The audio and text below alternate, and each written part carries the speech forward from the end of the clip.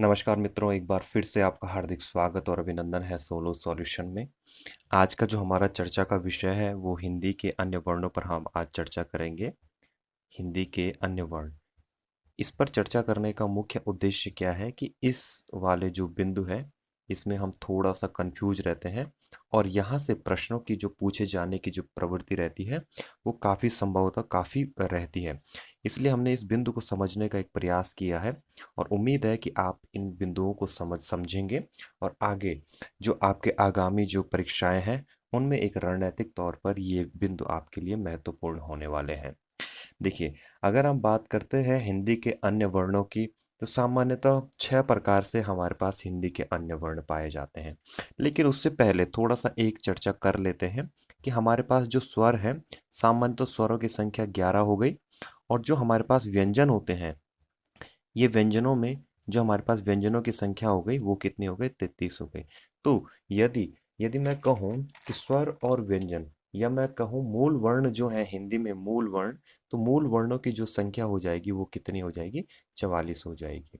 ठीक है, 44 हमारे पास मूल वर्ण है और बाकी जो आगे जो हमारे पास जो वर्ण आएंगे वो कहीं ना कहीं हिंदी के अन्य वर्ण हैं, जिनको हम जोड़ के पूरा जोड़ के 56 वर्ण बना लेते हैं, हिंदी के 56 मानक वर्ण बना लेते हैं।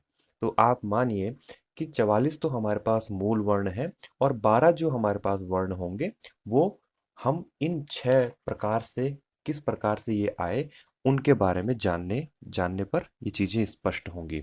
चलिए, जो हमारे पास सबसे पहला जो हमारे पास अन्य वर्ण में आता है वो आता है अयोगवाह।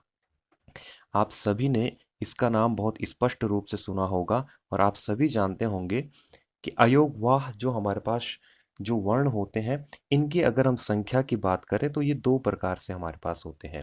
इनकी संख्या कितनी है? 2 हमारे पास होती है अयोगवाह। ठीक है, ये थोड़ा सा यहाँ पे, तो इनकी संख्या हमारे पास 2 होती है। एक हमारे पास होता है इस प्रकार से, एक लिखा जाता है अंग और एक लिखा जाता है अ। ये 2 वर्ण हमारे पास क्या होते हैं? अयोगवाह होते हैं। इसमें जो ये वाला अंग है इसको हम क्या बोलते हैं? इसको सामान्यतः हम बोलते हैं अनुस्वार। इसको बोलते हैं हम अनुस्वार। ये अनुस्वार कैसे लगता है? किसी भी रेखा में सिरों रेखा के ऊपर ये लगता है। ठीक है, जो दूसरा हमारे पास अ होता है इसको हम बोलते हैं विसर्ग। इसको बोला जाता है विसर्ग। और विसर्ग जो होता है वो सिरों रेखा के सामने लगता है और जब ये सिरों रेखा के जहां पर सामने लगता है वहां पर ऊपर सिरों रेखा नहीं आती है। उदाहरण के लिए आप देखें, एक दो उदाहरण मैं आपके लिए प्रस्तुत करता हूं। जैसे हम लिखते हैं प्रातः काल, जैसे लिखते हैं प्रातः काल, तो प्रातः काल में क्या होता है? हम यहाँ तक सिरों रेखा को यहीं पर छोड़ते हैं और फिर आगे सिरों रेखा को इस प्रारंभ करते हैं। तो जो हमारे पास विसर्ग होगा उसके ऊपर सिरोरेखा नहीं आएगी।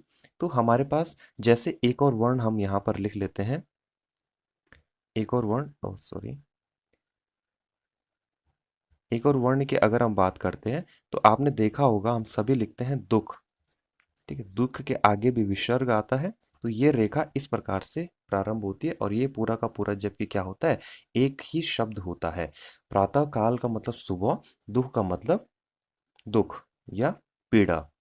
ठीक है, तो ये हमारे पास अयोगवाह होते हैं। इसी के साथ इसमें क्या होता है, हम इसको अयोगवाह क्यों कहते हैं? अयोगवाह कहने के पीछे हम यह कह सकते हैं कि जो इन वर्णों का प्रयोग होता है, मतलब जो अयोगवाह हमारे पास वर्ण होते हैं, इनका जो प्रयोग होता है वह केवल और केवल स्वरों के साथ होता है। प्रयोग स्वरों के साथ होता है और व्यंजनों के साथ इनका प्रयोग नहीं होता है। इसलिए हम इनको क्या बोलते हैं? अयोगवाह कहते हैं।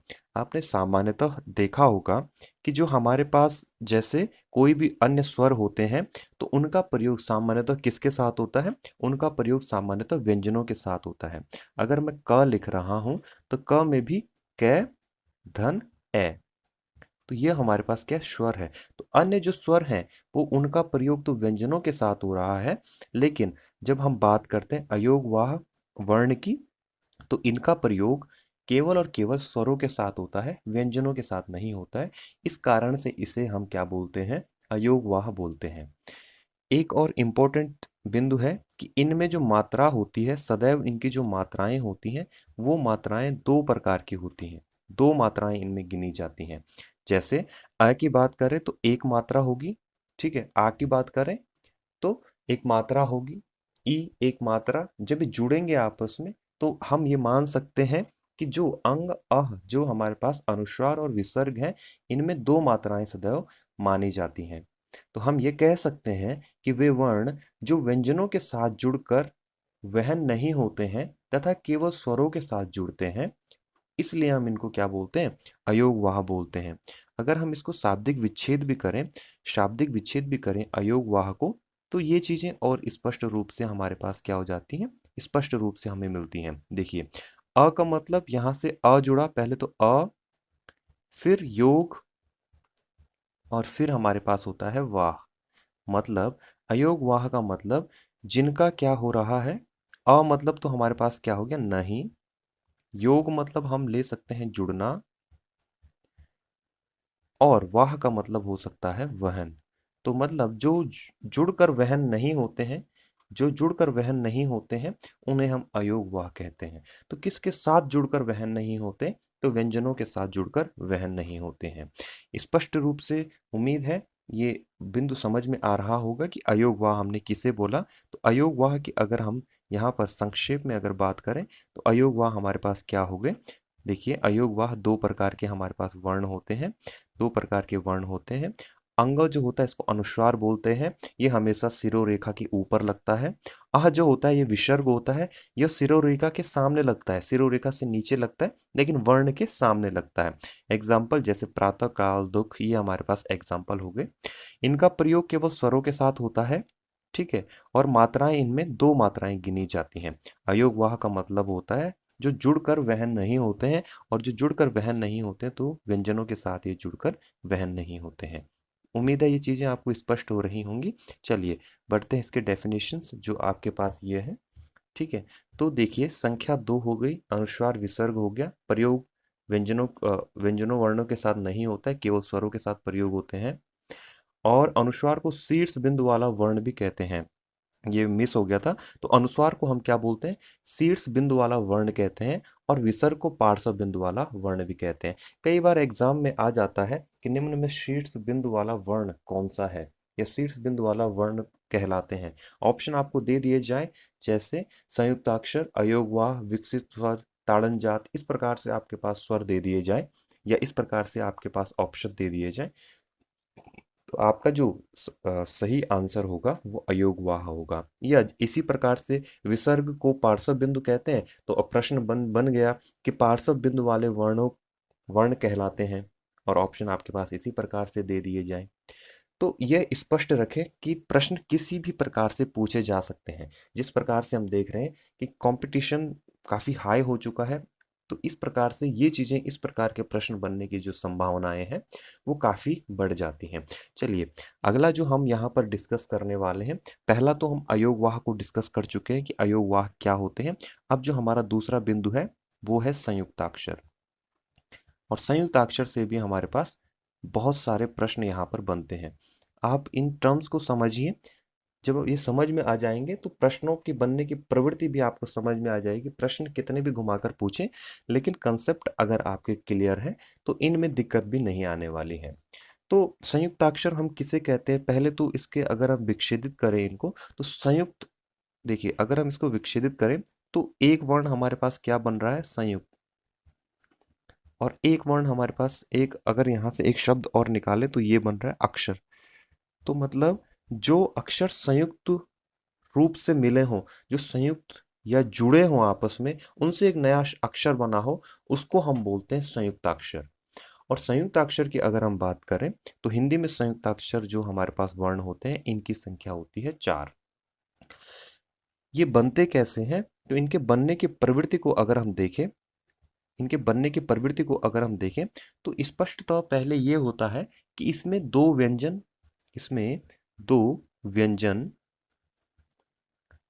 जब दो व्यंजन और एक स्वर आपस में जुड़ते हैं तो ये क्या बनाते हैं, इन दोनों के मिलने से ये क्या बनता है, ये बनता है संयुक्ताक्षर। ये क्या बनता है? ये बनता है संयुक्ताक्षर। यही क्या बनाते हैं? संयुक्ताक्षर बनाते हैं। उदाहरण के लिए आप देखिए, अच्छा हमारे पास जो ये संयुक्ताक्षर जो वर्ड है ये कौन कौन से हैं, इस पे भी थोड़ा सा चर्चा कर लेते हैं। तो संयुक्ताक्षर हमारे पास सामान्यतः होता है अक्ष, तर, ज्ञ और श्र। ये वाला श्र। तो इस प्रकार से हमारे पास क्या होते हैं, ये चार प्रकार के हमारे पास क्या होते हैं, संयुक्ताक्षर होते हैं हिंदी वर्णमाला में, है ना। ये चार प्रकार के हमारे पास क्या होते हैं, संयुक्ताक्षर होते हैं। देखिए, अगर हम यहाँ पर देखें तो अक्षर कहाँ से बनता है या कैसे बनता है, तो कै होता है, कै प्लस से प्लस ए, तब क्या बनता है, अक्षय बनता है। आप इसमें बिल्कुल भी कंफ्यूज मत होइएगा कि अगर आपके पास ऑप्शन में इस प्रकार से दिया जाए कि कै प्लस से, इस प्रकार से दिया जाए, तो आप ये कंफ्यूज ना होइएगा कि इसका मतलब अक्षय नहीं, इसका मतलब भी अक्षय है। क्योंकि यहाँ पर जो ये वाला वर्ण है, श वाला वर्ण है, इसको क्या किया है, इसको यहाँ पर विच्छेदित नहीं किया है। क्योंकि देखिए, श जो वर्ण है, तो श धन ए जुड़ेंगे, तब हमारे पास ये श पूर्ण रूप से प्राप्त होगा। अन्यथा ये हमें किस प्रकार से प्राप्त होता, इस प्रकार से हलंत के रूप में प्राप्त होता। ठीक है, उम्मीद है ये चीजें समझ में आ रही होंगी आपके। ठीक है, चलिए आगे देखते हैं हम, आगे देखते हैं। अच्छा, जो हमारे पास त्र है, त्र की अगर हम बात करें तो त्र हमारे पास क्या हो जाएगा, तय, तय धन रे धन ए, ये बनेंगे त्रय, या इसी को लिखा जाता है, या अगर आपके परीक्षा में इस प्रकार से आ गया तय धन रे, तो क्या हो जाएगा, त्रय हो जाएगा। देखिए, जो रे है यह भी टूटा नहीं है, यह ब्रेक ब्रेक नहीं हुआ है। ठीक है, यह टूटा नहीं है, इसलिए आप इसमें कदापि कंफ्यूज ना होए, कदापि यहाँ पर संशय उत्पन्न ना हो, संदेह में ना आए, क्योंकि जो रे वाला वर्ण है इसको नहीं तोड़ा गया है, रे वाले वर्ण को नहीं तोड़ा गया, पूरा लिखा गया है। अगर इसके नीचे हलंत नहीं है मतलब ये पूरा लिखा गया है, अन्यथा रे धन ए ये दोनों जुड़कर क्या बनाएंगे, इस रे को बनाएंगे, और ये रे कौन सा है, ये वाला। ठीक है, इसमें कंफ्यूज ना होए। आगे हम बात करते हैं ज्ञ की।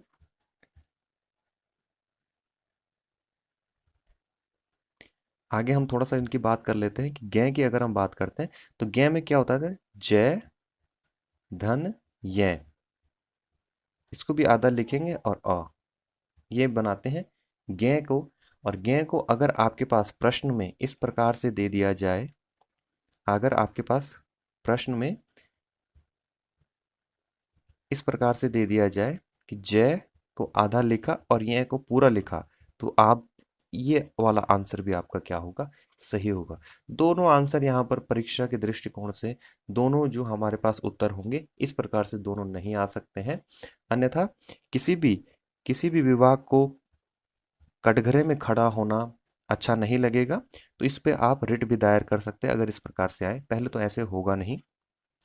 इसी प्रकार से अगर हम बात करें श्रेय की बात करें तो श्रेय को हम कैसे लिखते हैं, श्रेय आधा श्रेय धन रे धन ए, तो ये क्या बनेगा हमारे पास, यह भी बनेगा श्रेय। और इसी को हम आगे किस प्रकार से लिख सकते हैं, तो इसी को हम आगे लिख सकते हैं श्रेय धन रे। ठीक, तो इस प्रकार से हमने इन वर्णों को देखा कि किस प्रकार से ये बनते हैं, किस प्रकार से इनमें किस प्रकार से ये वर्ण। देखिए, अब यहाँ पर जो इसकी परिभाषा थी वो थी कि इसमें दो व्यंजन होते हैं, एक स्वर होता है, दो यहाँ पर व्यंजन होते हैं और एक हमारे पास क्या होता है, स्वर होता है। तो देखिए, अगर आप ध्यान दे रहे होंगे तो एक तो ये वाला व्यंजन हो गया, एक ये क की बात हो रही है, कै वाले वर्ण अक्षर की बात हो रही है, तो एक ये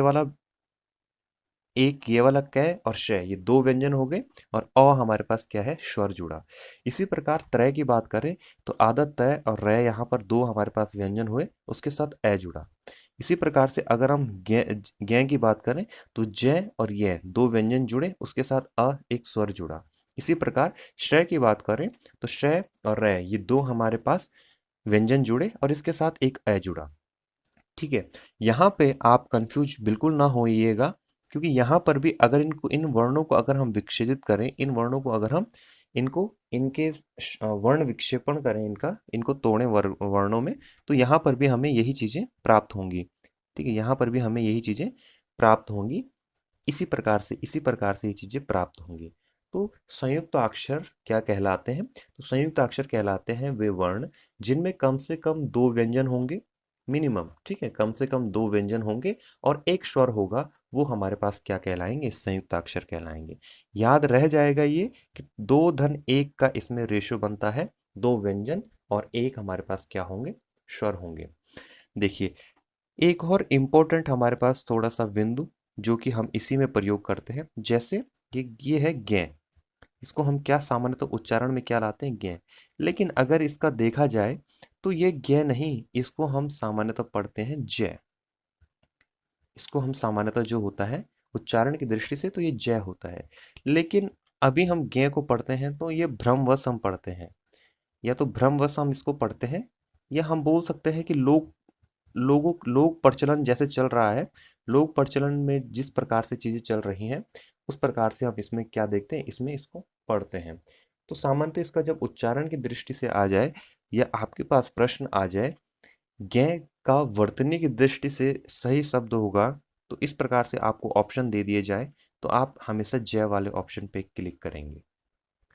आगे इनके उच्चारण स्थान को भी देख लेते हैं। तो उच्चारण स्थान में कै तो आपका कंठ हो गया, श आपका मूर्धन्य हो गया और ए आपका कंठ हो गया। तो ये क्या हो जाएगा? जो हमारे पास अक्षय वाला जो हमारे पास वर्ण होता है ये होता है कंठ, मूर्धन्य, कंठ।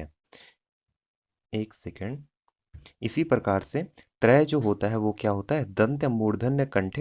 इसी प्रकार से जो हमारे पास गे होता है वो होता है तालव्य, तालव्य, कंठ। ठीक। और जो हमारे पास श्रेय होता है ये होता है तालव्य, मूर्धन्य, कंठ। ठीक है। तो इस प्रकार से इनका उच्चारण स्थान भी होता है, यह भी आप ध्यान रखेंगे, याद करने की कोशिश करेंगे। ठीक है।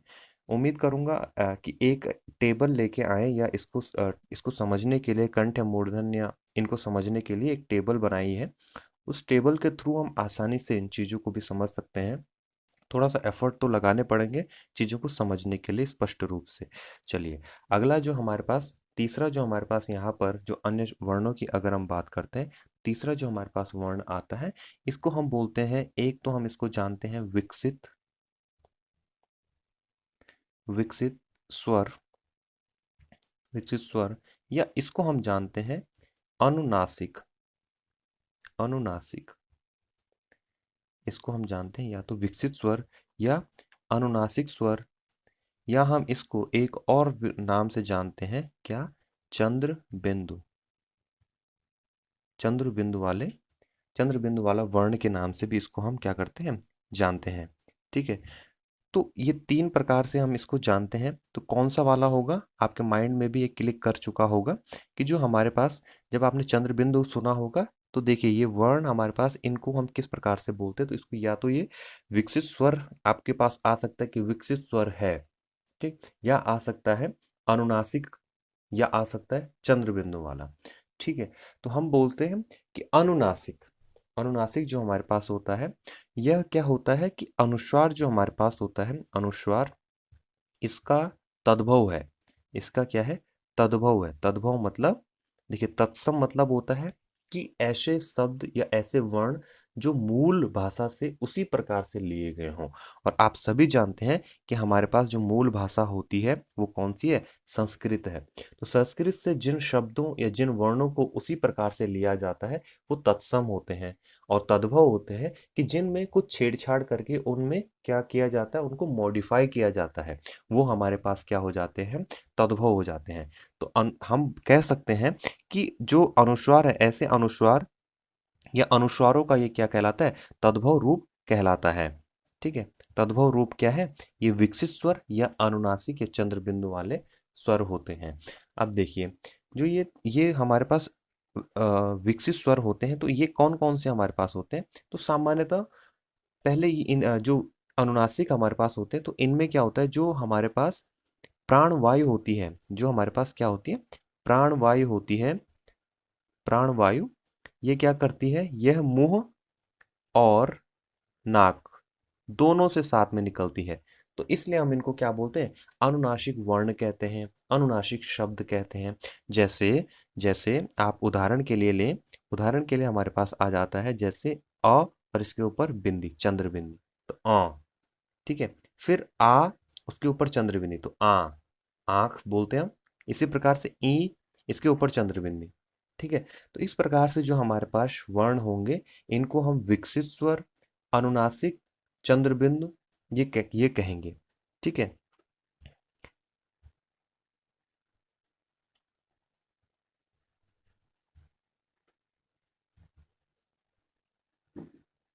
ये देखिए।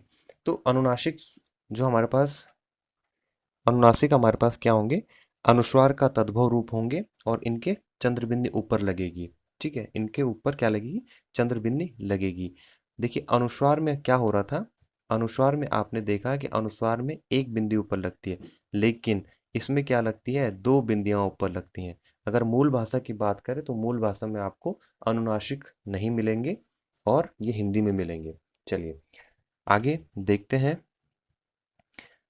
ताड़नजात शब्दों को देखते हैं या इनको समझने की कोशिश करते हैं कि ताड़नजात या हमारे पास क्या क्या इनको बोला जाता है। तो ये आपने इसका ताड़नजात अगर आपने सुना है शब्द तो अच्छा है, उचित है, लेकिन आपने इस ताड़नजात को एक और नाम से जाना होगा जिसको कि हम बोलते हैं द्विगुण। ठीक है, द्विगुण हम इसको क्या बोलते हैं, द्विगुण व्यंजन बोलते हैं, द्विगुण व्यंजन। और इसी का एक और नाम होता है जिसको कि हम क्या बोलते हैं, विकसित व्यंजन बोलते हैं। ठीक है, विकसित स्वर आपके समझ में आ गया, विकसित इसको क्या बोलते हैं, विकसित व्यंजन भी बोलते हैं, या इसको हम बोलते हैं उच्छिप्त व्यंजन, उच्छिप्त, उच्छिप्त व्यंजन, उच्छिप्त व्यंजन भी इसको बोलते हैं, या हम बोलते हैं इसको फेंका हुआ, फेंका हुआ, फेंका हुआ वर्ण या फेंका हुआ व्यंजन भी हम इनको बोलते हैं। ठीक है, तो मित्रों इसकी जो संख्या होती है, इसकी संख्या होती है दो। और कौन कौन से होते हैं ये होते हैं, ये होते हैं अडय और अढय।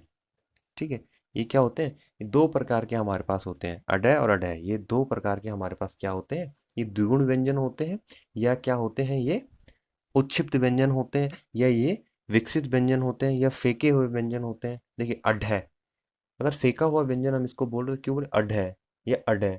सामान्यतः जो हमारे पास जो व्यंजन होते हैं डय और ढय होते हैं, लेकिन एक सेकेंड, डय और ढय होते हैं, यहाँ पर क्या होता है, इनका उच्चारण भी बदल जाता है, ये हो जाएंगे अढय, अडय और अढय, ये दो हमारे पास होंगे। तो हम ऐसे मान सकते हैं कि ऐसे व्यंजन जिनके नीचे बिंदी पाई जाती है वो हमारे पास क्या होंगे, ताड़नजात, उच्छिप्त या फीके हुए हमारे पास क्या होंगे, व्यंजन होंगे। ठीक है, तो ये क्या कहलाएंगे, ताड़नजात, उच्छिप्त या फेंका हुआ या द्विगुण व्यंजन या विकसित व्यंजन कहलाएंगे।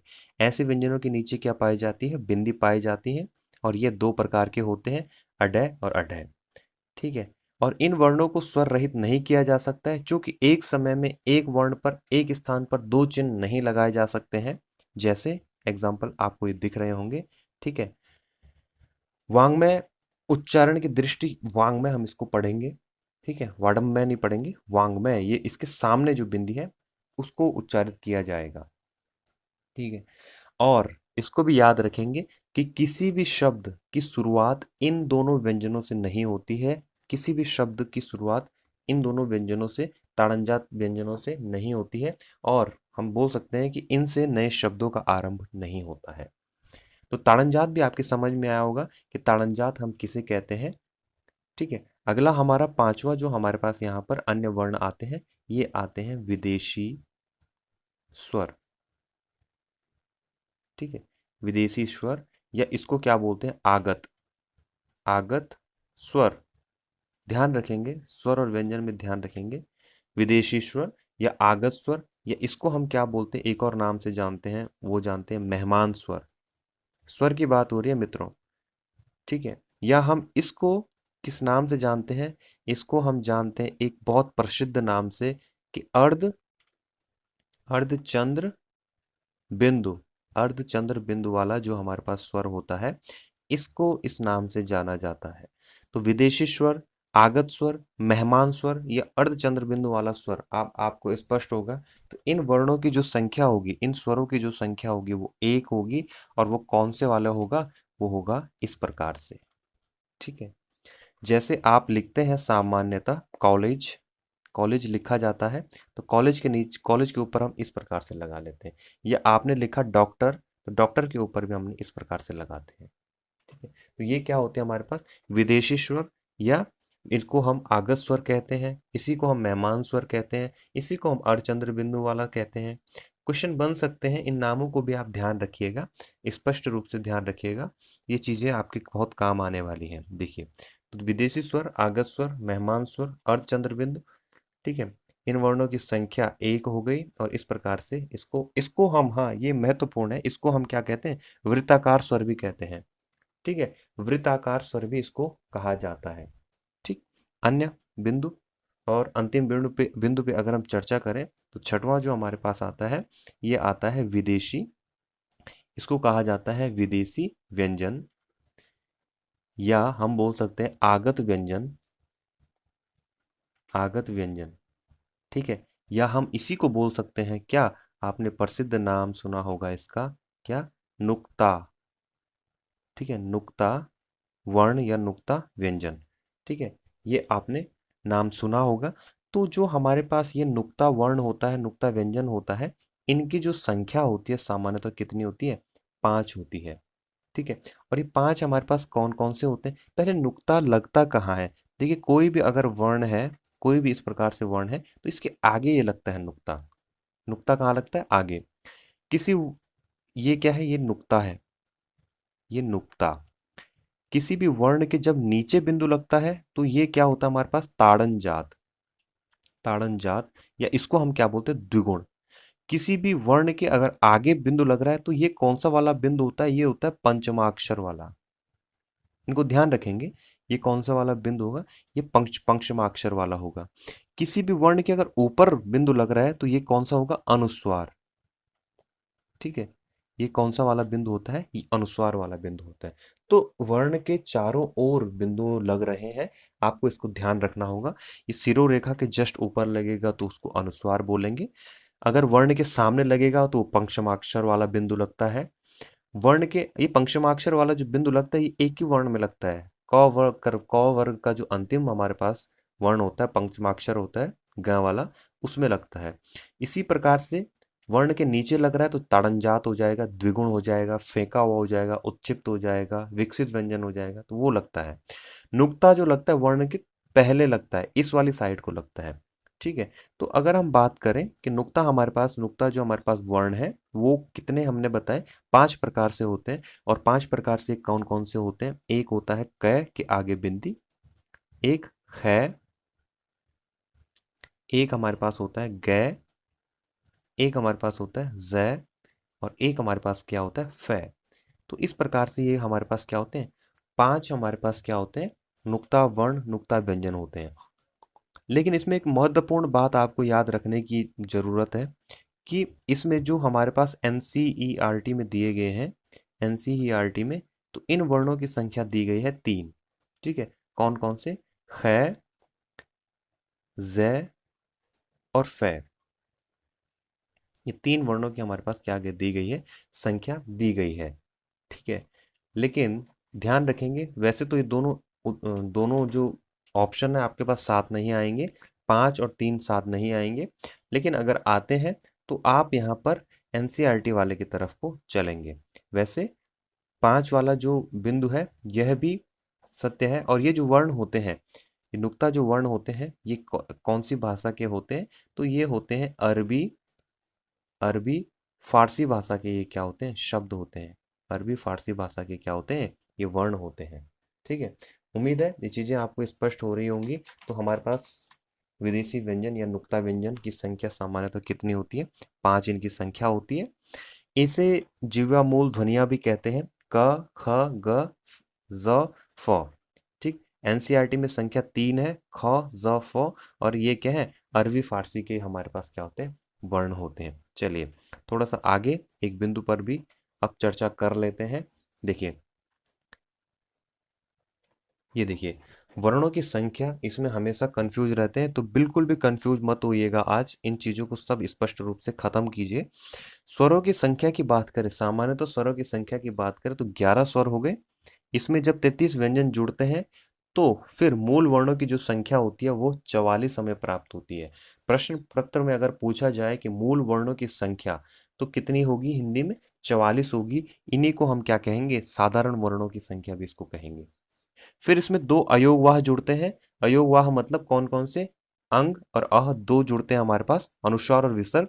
चार संयुक्ताक्षर जुड़ते हैं। संयुक्ताक्षर कौन कौन से, अक्ष, तरह, ज्ञ और श्रेय। चार संयुक्ताक्षर मिलेंगे। और दो ताड़नजात मिलते हैं। ताड़नजात कौन कौन से, अडय और अढय। ये दो हमारे पास कौन से मिलेंगे, ताड़नजात बोलिए, द्विगुण बोलिए, उच्चिप्त बोलिए, फेंका हुआ बोलिए, ये दो हमारे पास वर्ण मिलेंगे। तो हिंदी में अगर प्रश्न आ गया कि कुल वर्णों की संख्या, हिंदी में कुल वर्णों की संख्या कितनी होती है, तो कुल वर्णों की संख्या हमारे पास कितनी होगी, 52 हो जाएगी। अगर बोला जाए, प्रश्न पूछा जाए कि अगर फिर इसमें चार वर्ण हमारे पास विदेशी जुड़ते हैं। एनसीईआरटी के अनुसार तीन वर्ण तो हमारे पास कौन से वाले हो जाएंगे, नुक्ता वर्ण हो जाएंगे। और एक विदेशी वर्ण हमारे पास कौन सा वाला हो जाएगा, अ वाला, अर्धचंद्र बिंदु वाला वर्ण हो जाएगा। तो चार प्रकार के वर्ण और जुड़ेंगे। तो हिंदी मानक वर्णमाला या मानक या मानकीकृत वर्णमाला की अगर हम बात करें, वर्णों की बात करें, तो टोटल हमारे पास कितने हो जाते हैं, 56 हो जाते हैं। उम्मीद है ये वीडियो आपको पसंद आई होगी। मिलते हैं अपने नेक्स्ट वीडियो में। Thank you. जय हिंद।